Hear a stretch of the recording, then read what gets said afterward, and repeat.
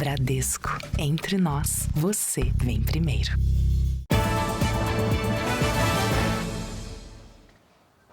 Boa noite. Boa noite. 6 pessoas foram presas no litoral de São Paulo, suspeitas de integrar uma quadrilha que extorquia dinheiro de vítimas, ameaçando divulgar fotos íntimas. E olha, segundo a polícia, esse grupo atraía as vítimas por meio de um site de relacionamentos feito para pessoas casadas.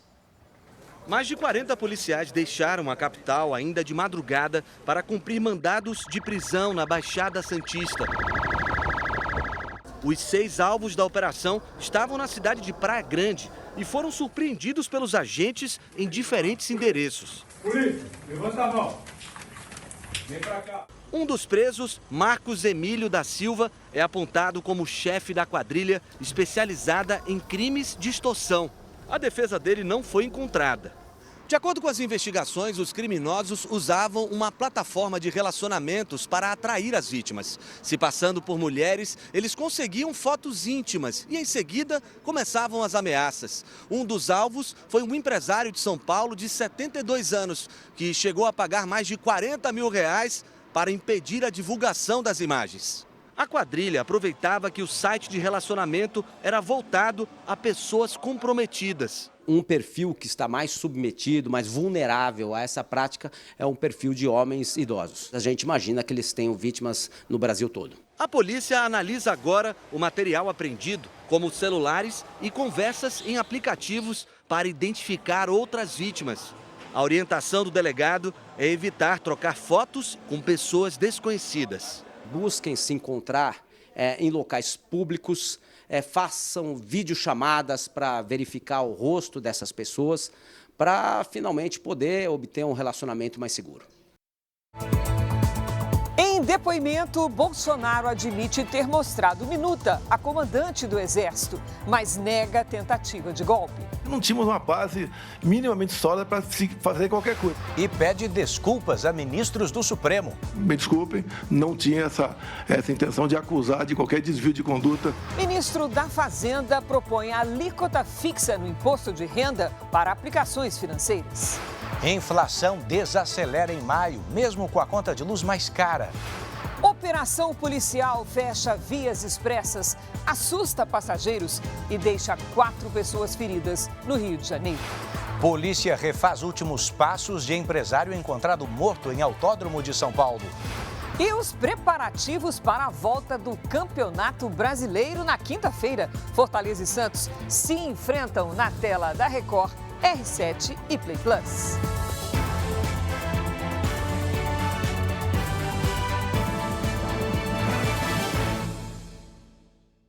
Oferecimento Bradesco, cartões de crédito com benefícios de estrela de cinema.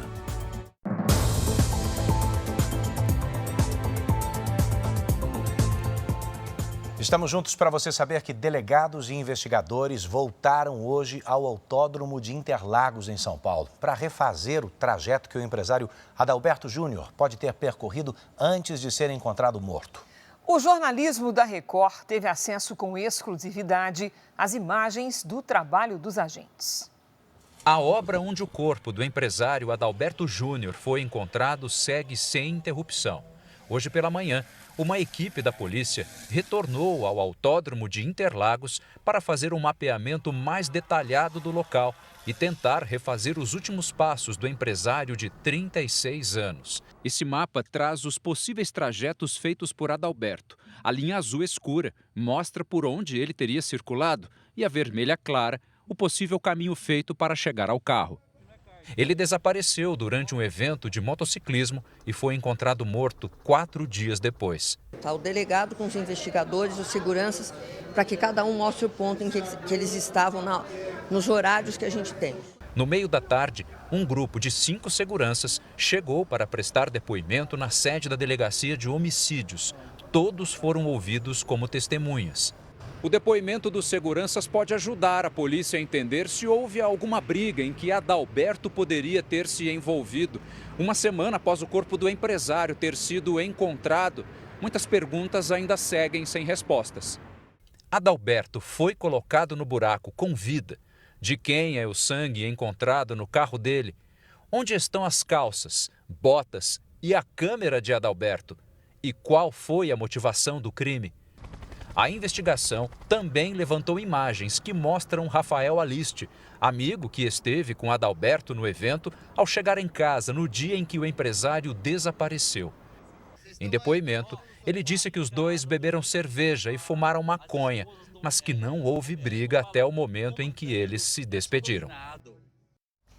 Mais uma vez, o dia começou com medo e desespero no Rio. Uma operação contra uma facção criminosa no Complexo de Israel provocou intensos tiroteios. Trabalhadores que saíam de casa foram surpreendidos pela violência.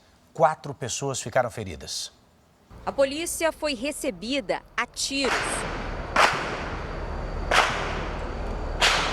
Motoristas tiveram que descer dos carros em busca de abrigo. Enquanto isso, policiais tentavam ultrapassar barricadas para entrar na comunidade.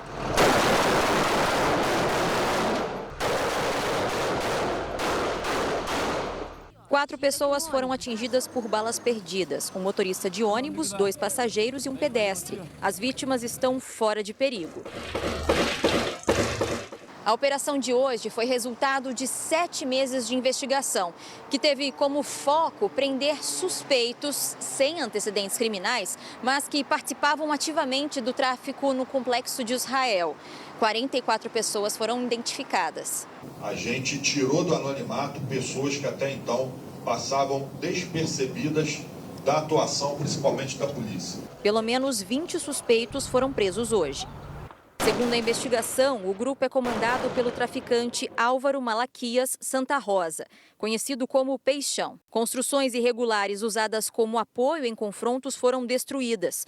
Os investigadores também apuram se esta casa estaria sendo construída para servir como uma nova área de lazer de Peixão. Por trás de um líder de comunidade, de um líder de facção, há toda uma estrutura de pessoas que viabilizam aquela atividade criminosa. E essa rotina de violência mais uma vez paralisou áreas importantes da cidade. 2 das principais vias ficaram interditadas e os serviços públicos essenciais foram interrompidos. Mais de 20 escolas ficaram sem aula. Quem acessou a Avenida Brasil, a principal via expressa do Rio, nesta manhã, encontrou tudo congestionado. Parou tudo, muito tiro. O trânsito ficou interditado nos 2 sentidos por mais de 1 hora devido à operação que acontecia no Complexo de Israel, a cerca de 7 quilômetros de distância. Na agonia, estilo Rio de Janeiro. Um tiro atingiu de raspão o para-brisa deste carro. Saindo para trabalhar, chegar em casa, a mulher sabia que eu estou mal no hospital ou morto. A linha vermelha também foi bloqueada. 50 linhas de ônibus tiveram os trajetos alterados. 3 linhas do BRT tiveram a circulação interrompida. Em uma das estações, os passageiros tiveram que se proteger no chão para escapar dos tiros. Quem optou pelo trem também precisou ter paciência. Disparos atingiram os cabos da rede elétrica de uma estação próxima à comunidade de Vigário Geral. Houve interdição parcial da linha durante pelo menos 8 horas. Os confrontos mudaram a rotina de 21 escolas municipais. 2 postos de saúde suspenderam totalmente o funcionamento. Os impactos sobre a mobilidade urbana são sempre de causar prejuízo para a população, principalmente em tempo de viagem, né, que é um bem precioso. Que se monetizar isso, transformar em valor, isso dá milhões para a economia. O Instituto Nacional de Meteorologia emitiu um alerta laranja para temperaturas negativas no sul do país. Logo cedo, houve geada em Alegrete, no Rio Grande do Sul. Frio congelante também em Santa Rosa, perto da fronteira com a Argentina. Os carros ficaram cobertos de gelo. A cidade de Bagé registrou a temperatura mais baixa em todo o país. Na Serra Catarinense, os termômetros chegaram a 3 graus em São Joaquim. Além do frio, também tem alerta de chuva nessa quarta-feira. Então vamos conversar com a Lidiane Sayuri. Oi, Lid, boa noite. Situação vai complicando, né? Que região está mais no foco dos temporais? A região norte, Cris. Boa noite para você. Edu, boa noite. E boa noite para você aí de casa. A alta umidade mantém as nuvens carregadas, especialmente entre o Amazonas e Roraima. Em Curitiba, quarta-feira de tempo aberto e neblina cedo, máxima de 16 graus. Em São Paulo, chance de chuva fraca à tarde, faz até 17. No Rio de Janeiro, tempo instável com pancadas a qualquer hora, máxima de 22. Hoje, a chuva mais pesada foi registrada no litoral paulista. Nas imagens de satélite, vemos céu limpo em boa parte do país. Amanhã, a circulação de ventos junto com o ar polar mantém o tempo firme e as temperaturas baixas no sul. Pode gear em boa parte do interior gaúcho e catarinense. Entre o nordeste de Minas Gerais e o sul da Bahia, a frente fria provoca chuva forte. Em Porto Alegre, o amanhecer será gelado, com 6 graus. Em Belo Horizonte e em Campo Grande, 13. No Recife, 24. E 20 graus em Rio Branco. Tempo delivery. A Dalva é de Gravataí, no Rio Grande do Sul. Olá, Dalva. Tempo firme, frio e sem chuva. Na quarta, máxima de 16 graus. Na quinta e na sexta, 19. O Márcio é de João Pessoa, Paraíba. Oi, Márcio. Nos próximos dias, o sol aparece entre nuvens e pode chover a qualquer hora. Máximas entre 28 e 29 graus.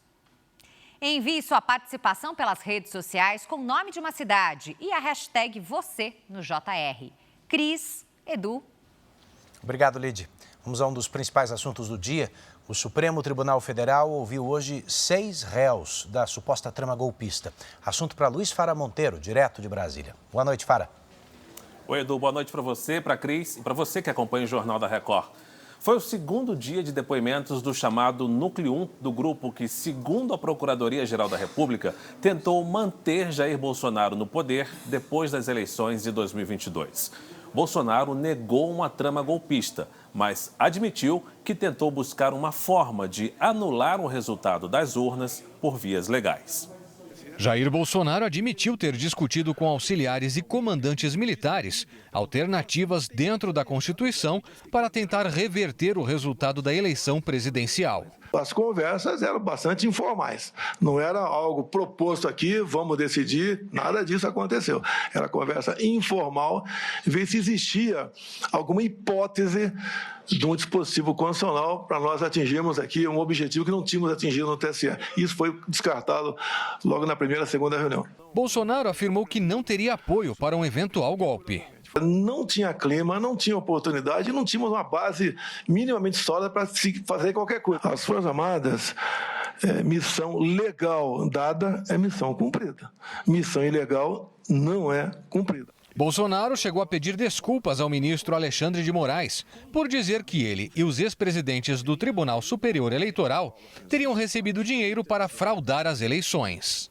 A acusação foi feita durante uma reunião ministerial em julho de 2022. Não tem indício nenhum, senhor ministro. Tanto é que era uma reunião para não ser gravada, um desabafo, uma retórica que eu usei. Se fosse outros 3 ocupando, teria falado a mesma coisa. Então, me desculpem, não tinha essa intenção de acusar de qualquer desvio de conduta dos senhores 3. O ex-presidente ainda brincou com o relator e chamou Moraes para ser vice nas eleições do ano que vem. Posso fazer uma brincadeira? O senhor que sabe. Eu perguntaria aos seus advogados antes. Eu gostaria de convidá-la para ser meu vice em 26. É isso aí. Eu declino novamente. A defesa de Bolsonaro chegou a pedir para exibir vídeos durante o interrogatório, mas o ministro Alexandre de Moraes não autorizou. Durante o depoimento, Bolsonaro explicou por que não passou a faixa presidencial para Lula. Eu não ia me submeter à maior vaia da história do Brasil. O ex-presidente também admitiu críticas às urnas eletrônicas, mas destacou que nunca agiu contra a Constituição. Vossa Excelência, eu sou o ministro Fux, aqui do Supremo, não me viram desrespeitar uma só ordem dos senhores. Não me viram em nenhum momento eu agi contra a Constituição. Eu joguei dentro das 4 linhas o tempo todo. Muitas vezes me revoltava, falava palavrão, me revoltava, tá? falava o que devia falar, sei disso, mas, no meu entender, fiz aquilo que tinha que ser feito. Bolsonaro voltou a questionar o sistema eleitoral e foi rebatido por Moraes. Acredito que, dado o que vem acontecendo de reclamações por ocasião das eleições, para o bem da democracia, seria bom que algo fosse aperfeiçoado para que não pudesse haver qualquer dúvida sobre o sistema eleitoral. Se não houvesse essa dúvida, com toda certeza, nós não estaremos aqui hoje. Na verdade, não há nenhuma dúvida sobre o sistema eletrônico e esse inquérito não tem absolutamente nada a ver com as urnas eletrônicas. Outros 5 réus foram ouvidos hoje pelo Supremo Tribunal Federal. O primeiro depoimento do dia foi do ex-comandante da Marinha, Almir Garnier. O almirante negou ter colocado as tropas à disposição de um golpe de Estado, mas confirmou ter participado da reunião em que teria sido discutida a minuta de um decreto golpista. Não houve deliberações, nem o presidente não abriu a palavra para nós. Ele fez as considerações dele, expressou o que pareciam para mim mais preocupações e análise de possibilidades do que propriamente uma ideia ou uma intenção de conduzir alguma coisa em uma certa direção. Garnier afirmou também que na reunião foram discutidas medidas de garantia da lei e da ordem. Houve uma apresentação de alguns tópicos de considerações que poderiam levar a, talvez não foi decidido isso naquele dia, a decretação de uma GLO ou de necessidades adicionais, principalmente visando a segurança pública. O militar também negou ter recebido a chamada minuta do golpe. Eu não vi minuta, ministro. Eu vi uma apresentação na tela de um computador. Havia um telão onde algumas informações eram apresentadas na tela. Eu não recebi, quando o senhor fala minuta, eu penso em papel, em um documento que lhe é entregue. Eu não recebi esse tipo de documento. O ex-ministro da Justiça de Jair Bolsonaro, Anderson Torres, foi ouvido em seguida. Ele ocupava o cargo de secretário de Segurança Pública do Distrito Federal quando houve a invasão às sedes dos 3 poderes em Brasília, no dia 8 de janeiro de 2023. Mas naquele dia estava nos Estados Unidos. Moraes questionou a viagem na noite do dia 6 de janeiro, às vésperas dos ataques. Vou repetir o que eu disse para o almirante Garnier, apesar de perceber que ele não acredita no ditado chinês, que coincidências não existem. A minha viagem não foi uma coincidência, ministro. Eu preparei essa viagem para ser realizada no mês de julho de 2022. Em razão da sobrecarga de trabalho, eu não consegui viajar. Eu prometi isso para minhas filhas. Eu comprei as minhas passagens, ministro, ainda no dia 21 de novembro de 2022, quando não havia tido nenhum tipo de manifestação violenta aqui no Distrito Federal. Torres confirmou que não havia indícios de fraude nas urnas usadas nas eleições de 2022. Tecnicamente falando, nós não temos nada que aponte fraude nas urnas eleitorais. Nunca chegou essa notícia até mim. O ministro Alexandre de Moraes, relator do caso no Supremo, narrou uma declaração de Anderson Torres em uma reunião ministerial, na qual o ministro citou indícios de hackeamento do sistema eleitoral. O senhor, como o senhor disse, é delegado da Polícia Federal. O senhor sabe que indício é um termo técnico que corresponde a início de provas. O senhor tinha algum indício de fraude às urnas? Exatamente, eu não tinha. Peço desculpas pelas palavras, realmente faltei com a polidez ali num momento que não deveria. Era uma reunião fechada, talvez eu não estivesse muito bem naquele dia. O general Augusto Heleno, ex-ministro do Gabinete de Segurança Institucional de Bolsonaro, ficou em silêncio durante o interrogatório de Alexandre de Moraes. Ele vai fazer o uso parcial do direito de silêncio e vai responder única e exclusivamente às perguntas de sua defesa. O general negou o envolvimento na suposta trama golpista. Realmente não havia oportunidade. O próprio presidente, com a declaração dele, cortou essa possibilidade. O ex-ministro da Defesa do governo Bolsonaro também foi ouvido. O general Paulo Sérgio Nogueira afirmou que o papel das Forças Armadas é fiscalizar as eleições. Quando se diz assim, que o relatório das Forças Armadas não acusou fraude. eu considero que não é um dado preciso, porque a missão da equipe era fiscalizar o sistema do início ao final e nada de fraude. E aqui eu já corrijo até, me perdoe, meu presidente Bolsonaro, quando ele disse, o próprio Almirante Garnier hoje, que nós despachamos com ele esse relatório. Presidente, eu não despachei esse relatório com ninguém, o relatório era da comissão. Não houve reunião, nem eu levei o relatório para o presidente assinar. O candidato a vice de Bolsonaro nas eleições de 2022, Walter Braga Neto, foi ouvido por videoconferência, porque está preso preventivamente. O general negou ter arrecadado dinheiro para financiar os atos que pediam uma intervenção militar. Eu não tinha, como eu disse ao senhor, contato com empresários. Então eu não pedi dinheiro para ninguém e não dei dinheiro nenhum para o Cid. Os 8 réus do chamado Núcleo 1 da suposta trama golpista foram ouvidos pela primeira turma do Supremo Tribunal Federal. Com o fim dos interrogatórios, a fase de instrução entra na etapa final. Acusação e defesa podem pedir mais depoimentos, perícias ou outros documentos. Em seguida, será a fase de alegações finais. Depois, os réus vão ser julgados. O ministro Alexandre de Moraes revogou a proibição dos réus de manterem contato e abriu um prazo de 5 dias para as defesas apresentarem recursos. Daqui a pouco eu volto ainda nesta edição com outras notícias de Brasília. Cris e Edu. Até já, Fara. E você vai ver a seguir: ataque a tiros deixa 10 mortos em escola na Áustria. E ainda hoje, as novas alternativas ao aumento do imposto sobre operações financeiras. Depois de reunião com Lula, ministro da Fazenda Fernando Haddad diz que pacote para substituir a alta do IOF fica pronto hoje.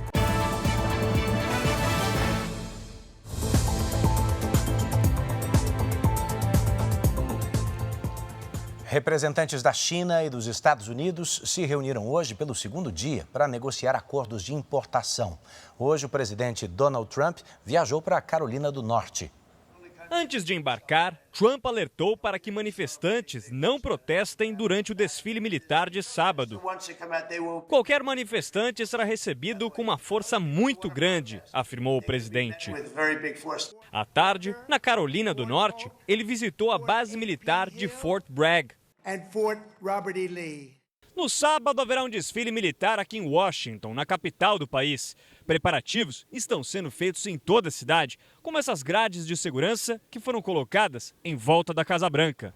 Tanques de guerra chegaram hoje à capital do país.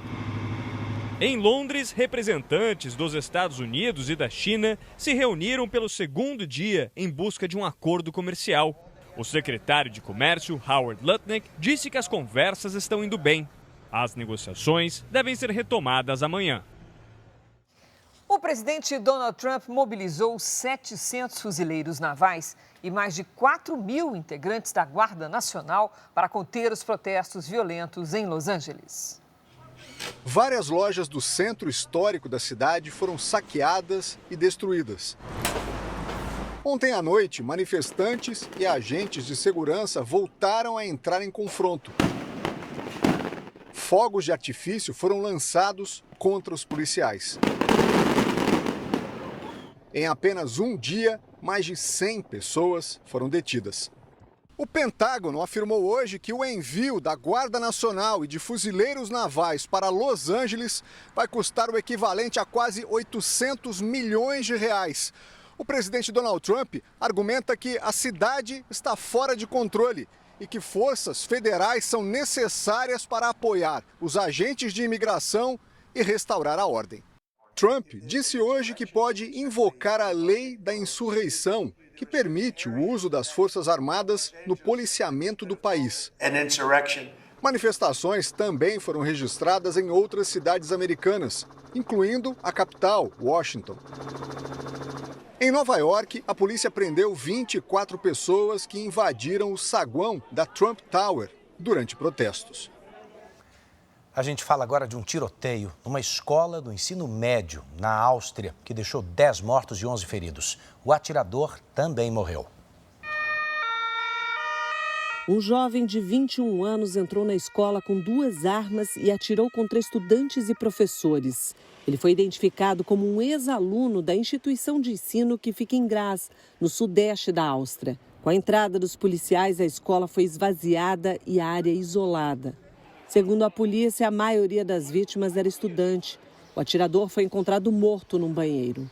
A motivação do ataque ainda é investigada. Segundo as autoridades, o suspeito teria agido sozinho. O chanceler da Áustria, Christian Stocker, classificou o ataque como uma tragédia e decretou 3 dias de luto nacional. Líderes de outros países da Europa também expressaram solidariedade às famílias das vítimas. Entre eles, o primeiro-ministro aqui do Reino Unido, Keir Starmer. O chanceler alemão Friedrich Merz, o primeiro-ministro holandês Dick Schoof e a presidente da Comissão Europeia, Ursula von der Leyen, lamentaram o tiroteio. Também hoje, no nordeste da França, um estudante de 14 anos usou uma faca para matar uma assistente educacional de 31 anos. O ataque aconteceu durante a inspeção de mochilas na escola. O aluno foi levado sob custódia da polícia. O presidente francês Emmanuel Macron disse que a assistente foi vítima de uma explosão de violência sem sentido. Veja a seguir, na Argentina, justiça mantém condenação da ex-presidente Cristina Kirchner por corrupção. E ainda hoje, alívio no bolso do consumidor. Inflação desacelera em maio, influenciada por preços de alimentos.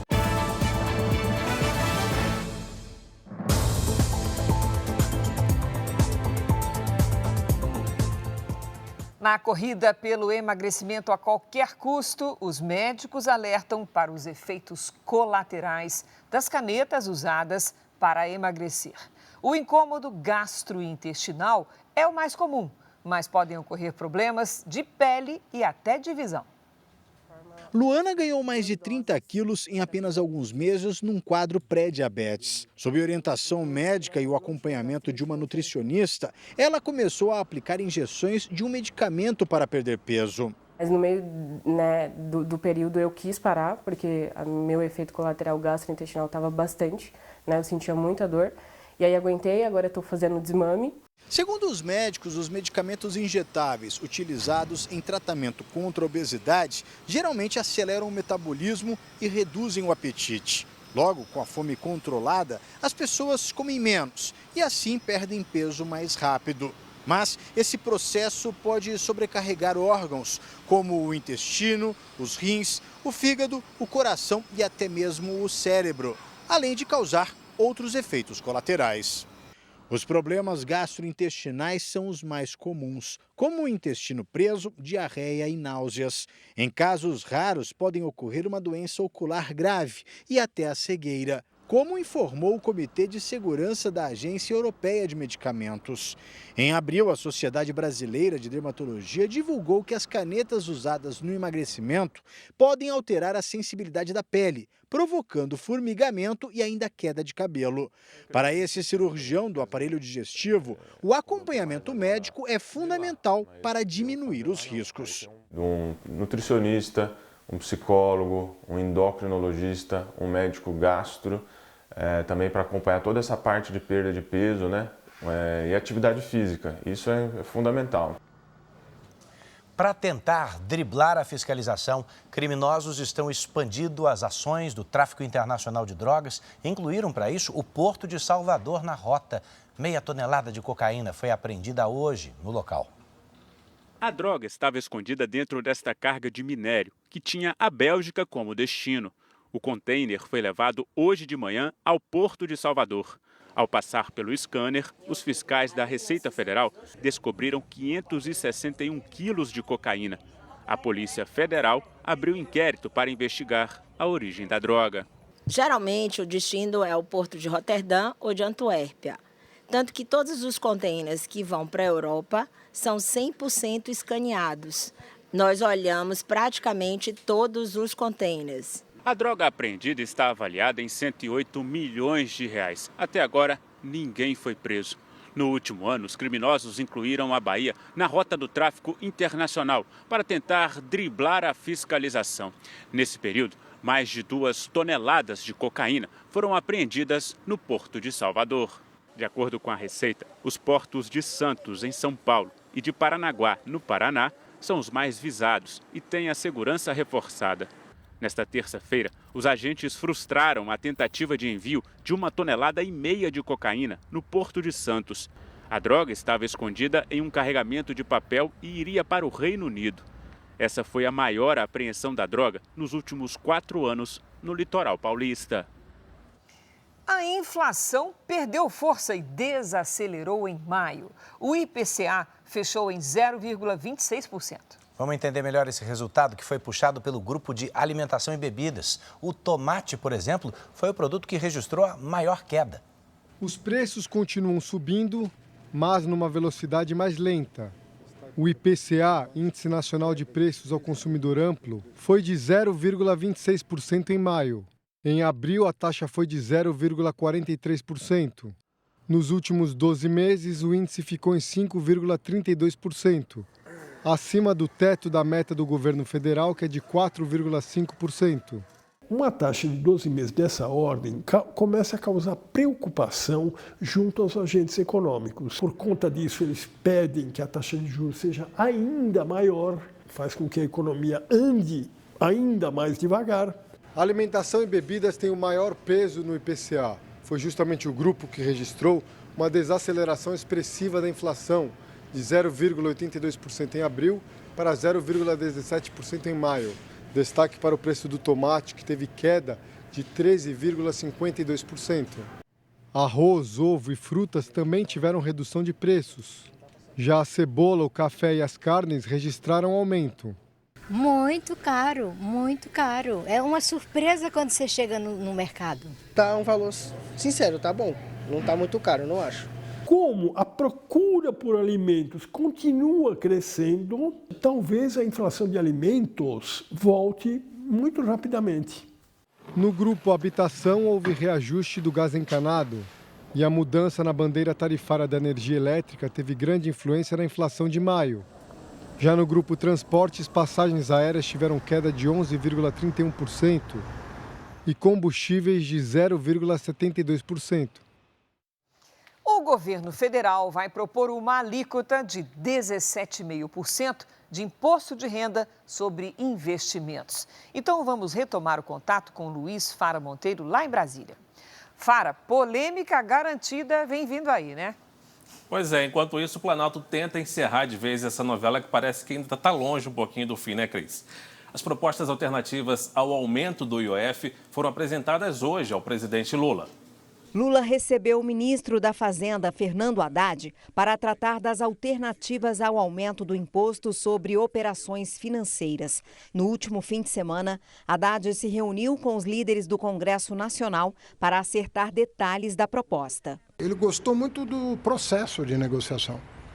Ele recebeu dos líderes um depoimento de que a reunião de domingo foi histórica.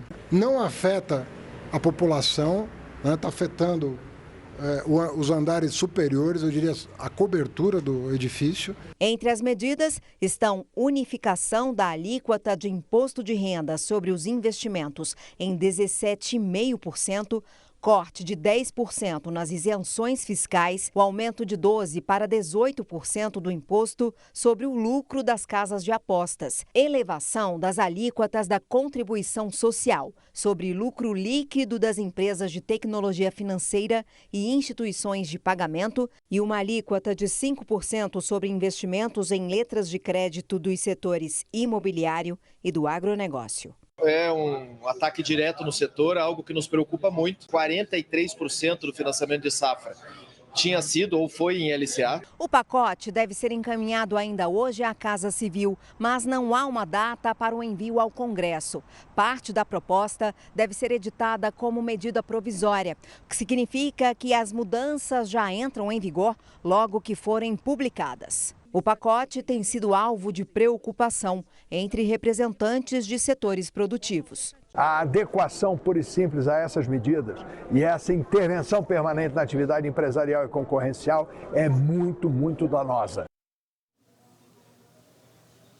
O ministro da Previdência Social disse hoje em audiência na Câmara dos Deputados que cabe ao Congresso Nacional decidir sobre o fim dos descontos de associações no pagamento de aposentados e pensionistas. De acordo com o ministro Volney Queiroz, os maiores descontos começaram antes do governo Lula. As 3 maiores fraudadoras, segundo os números apurados até agora à tarde, das 3 milhões de respostas dos aposentados, são exatamente as 3 associações que tiveram os ACTs autorizados no governo passado. O ministro também afirmou que a pasta adota medidas internas para coibir os descontos indevidos, mas que cabe ao Congresso decidir se os descontos serão mantidos. Nós queremos separar o joio do trigo. Nós queremos saber quem são as entidades sérias que prestam efetivamente serviços relevantes aos aposentados brasileiros em todo o Brasil. Aqui na Câmara entrou na pauta o projeto que proíbe o desconto automático de mensalidades de associações e sindicatos nos pagamentos do INSS. Mas o texto não foi votado.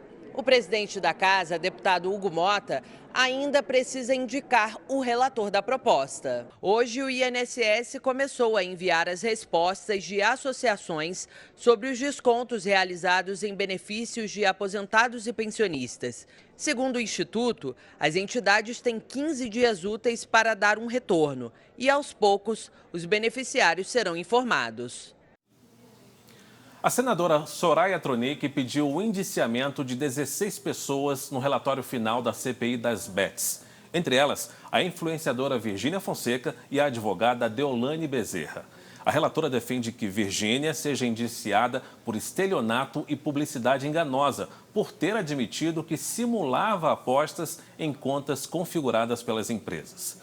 A parlamentar também pede denúncia contra Deolane Bezerra por loteria não autorizada, lavagem de dinheiro, organização criminosa e estelionato. Deolane e Virgínia negam ter cometido irregularidades. Eu fico por aqui e devolvo para vocês aí em São Paulo, Cris e Edu. Obrigada, Fara. O presidente da Câmara afirmou que a cassação do mandato de Carla Zambelli, anunciada pelo Supremo Tribunal Federal, vai passar por votação no plenário da Casa. Eu não fui notificado sobre a prisão, por isso que eu não trouxe a prisão ao plenário. Eu fui notificado sobre o bloqueio dos seus vencimentos. Com relação ao cumprimento da decisão acerca do mandato da deputada Carla Zambelli, eu darei o cumprimento regimental. Qual é o cumprimento regimental? Nós vamos notificar para que ela possa se defender e a palavra final será a palavra do plenário. É isso que nós vamos fazer. Isso é cumprir a decisão. A ex-presidente da Argentina, Cristina Kirchner, foi condenada a 6 anos de prisão. A repórter Denise Odorício está em Buenos Aires e tem mais detalhes. Boa noite, Denise. Boa noite, Edu. Boa noite, Cris. A sentença foi confirmada hoje pela Suprema Corte da Argentina. A ex-presidente vinha recorrendo há 3 anos dessa decisão. Além dos 6 anos de prisão, Cristina Kirchner também foi proibida de ocupar cargos públicos. A corte absolveu a ex-presidente da acusação de associação criminosa. Cristina Kirchner governou a Argentina entre 2007 e 2015 e foi condenada por irregularidades em licitações de obras rodoviárias. Como a ex-presidente tem mais de 70 anos, ela pode solicitar a prisão domiciliar e agora tem 5 dias para se apresentar à polícia. Cris e Edu. Obrigado, Denise. Veja a seguir: 4 pessoas morrem em um dos maiores ataques da Rússia contra a Ucrânia desde o começo da guerra. E também tudo sobre a 12ª rodada do Brasileirão. O Fortaleza enfrenta o Santos pelo Campeonato Brasileiro nesta quinta-feira. E a Record transmite o jogo ao vivo, com exclusividade na TV aberta para todo o Brasil, a partir das 7 da noite.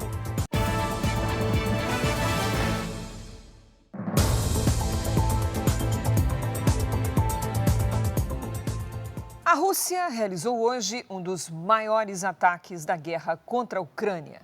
4 pessoas morreram e 13 ficaram feridas. Os bombardeios provocaram grandes incêndios. Pela manhã, ainda era possível ver prédios em chamas na capital, Kiev. De acordo com a Ucrânia, a Rússia lançou 315 drones e 7 mísseis. A maior parte teria sido interceptada. O presidente Volodymyr Zelensky pediu mais sanções contra Moscou e sugeriu uma campanha para desvalorizar o petróleo russo. Na cidade de Odessa, uma maternidade foi bombardeada. A Rússia declarou que atingiu alvos militares. 7 pessoas morreram, 36 ficaram feridas em atentados na Colômbia. No sábado, você se lembra, um pré-candidato à presidência foi baleado durante um comício. Até aqui foram registrados pelo menos 19 atentados com explosões de carros-bomba e drones na região de Cali. A cidade é reduto de dissidentes do extinto grupo guerrilheiro FARC. No sábado, o senador Miguel Uribe sofreu um atentado e permanece internado em estado bastante grave. O adolescente que teria atirado se declarou inocente hoje, mas foi indiciado por tentativa de homicídio. Autoridades da China anunciaram que as equipes de negociação de Pequim e dos Estados Unidos concordaram com as bases de um acordo comercial entre os dois países. A proposta negociada em Londres será levada aos líderes da China e dos Estados Unidos. Faltam 2 dias para a retomada do Campeonato Brasileiro. Vai ser a última rodada antes daquela pausa, para a Copa do Mundo de Clubes. A Record vai transmitir Fortaleza e Santos a partir das 7 da noite. Hoje quem traz as notícias do esporte é o Bruno Lohans. Oi, Bruno, boa noite. Partida super importante que vale muito para esses dois times, não é? Sem dúvida, Cris. Boa noite a você, boa noite, Edu, boa noite a todo mundo que acompanha o JR. O vencedor tem uma enorme possibilidade de sair da zona de rebaixamento e pode ter mais calmaria durante os 30 dias de parada da competição. O Pet é uma figura. Fortaleza! Um cearense que teria motivos para torcer por outro time. Somos 7 irmãos. O meu irmão, o Tony, do Ceará. O Francisco, do Ceará. Paulo Sérgio, Ceará. Você tinha tudo para ser Ceará. Mas graças a Deus que não sou. Pet mora há 42 anos em Carapicuíba, na Grande São Paulo. E mesmo assim, o amor pelo tricolor do PC virou uma fortaleza. Se tem jogo em São Paulo, ele vai neste carro personalizado, que já foi até para o Uruguai. O time do coração do Pet está em 17º lugar no Brasileirão. O Fortaleza não vence há 3 jogos no campeonato. Mas o Pet confia que nesta quinta-feira, contra o Santos, o time vai sair da zona do rebaixamento. Nos últimos dias, o clube passou por uma pequena reformulação. Saíram Tite e Paul Fernandes, por enquanto chegou Matheus Pereira. Para o alívio do Pet e tristeza dos santistas, Neymar está fora do jogo. Mesmo recuperado da Covid, o jogador cumpre suspensão por ter sido expulso contra o Botafogo. O Santos está atrás do Fortaleza na tabela e também conta com uma vitória para fugir das últimas posições. É um jogo importante, um rival direto que estamos brigando também aí embaixo. E, bueno, a gente tem muito desejo de ganhar, de somar 3 pontos e de poder sair aí da zona de rebaixamento. A Record transmite Fortaleza e Santos ao vivo na quinta-feira, a partir das 7 da noite. A cobertura completa você pode ver também no R7 e no Play Plus. O Pet vai estar de olho, daquele jeito. É o leão e não tem jeito, é o laio! Tem Fortaleza no Brasil inteiro, você viu? Bom, o Campeonato Brasileiro vai ter mais 5 jogos nessa quinta. Bruno, eu quero saber se pode pintar um novo líder. Pode pintar um novo líder, um líder que muita gente nem esperava no começo da competição. Cruzeiro e Red Bull Bragantino podem assumir a liderança do Brasileirão, que hoje é do Flamengo. Se vencerem os seus rivais, um desses 2 times ou os 2 podem ultrapassar o time do Rio. Cruzeiro e Bragantino podem assumir a liderança do Brasileirão, porque Flamengo e Palmeiras terão jogos adiados por causa do Mundial. O Cruzeiro vai a Salvador enfrentar o Vitória. O Red Bull Bragantino vai receber em casa o Bahia. Em Minas Gerais, uma partida entre o time que não perde contra o que não vence. A última vitória do Internacional foi em abril. O time gaúcho, por sinal, anunciou um reforço, o lateral direito paraguaio Alan Benítez. Já o Atlético Mineiro está invicto a 7 jogos. O São Paulo recebe no Morumbis o Vasco da Gama. Duas equipes pressionadas por suas torcidas. O tricolor está em 13º e até aqui só venceu 2 jogos no Brasileirão. O Vasco é o 15º e precisa da vitória para não correr o risco de entrar na zona do rebaixamento. O tricolor paulista acertou nesta terça a contratação do atacante argentino Juan Dineno, que estava no Cruzeiro.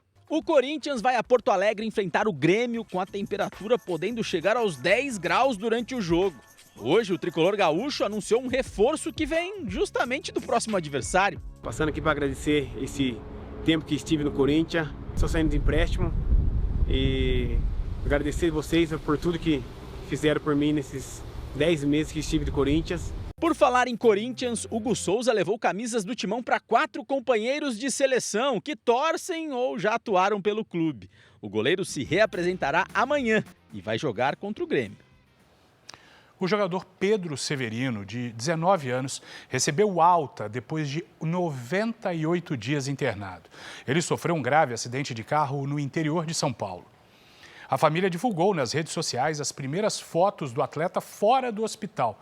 O jovem avançou no tratamento e seguirá o processo de recuperação em casa. O acidente aconteceu na região de Campinas, no início de março. Na quinta-feira, você vai ver Fortaleza e Santos pela 12ª rodada do Campeonato Brasileiro aqui na Record. A partida exclusiva na televisão aberta vai ser transmitida a partir das 7 da noite. O R7 e o Play Plus também vão estar nessa cobertura. Cris, Edu. E põe exclusiva nisso, Bruno. Bora. Obrigada, querido. Juntos, obrigado. Bom, essas foram as informações desta noite. À 00:30 tem mais JR para você. Confira a edição de hoje no Play Plus e também em todas as nossas plataformas digitais. E não se esqueça, nossa programação está sempre ao vivo e de graça no Play Plus. Fique agora com a novela Força de Mulher. E logo depois de Reis, tem a prova das mulheres no Power Couple. Não dá para perder? Ótima noite para você. Boa noite. Bora para a próxima.